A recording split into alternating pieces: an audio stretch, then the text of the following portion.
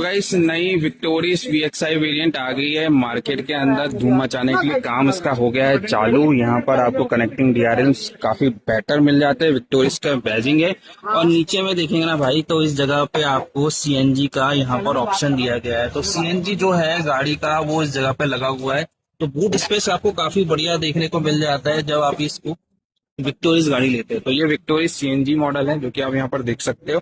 और हम बात करें तो CNG नीचे लगने के बाद में आपको गाड़ी के अंदर काफी बढ़िया बूट स्पेस मिल जाता है यहाँ पर। और यहाँ पर आपको CNG जो इस तरीके से कप सेट में मिल जाता है। यहाँ पर आपको पंचर किट दिया गया है गाड़ी के अंदर जो कि काफी बढ़िया। और यहाँ पर ये जो बूट स्पेस मिलता है आपको, इसमें काफी आप सामान रख के ट्रेवल कर सकते हो। बाकी गाड़ी जो है यहाँ पर इसका पार्सल ट्रे भी लगा हुआ है, काफी बढ़िया है। तो विक्टोरियस जो लॉन्च हुई है भाई, काफी बढ़िया गाड़ी है, धूम मचा रही है मार्केट के अंदर।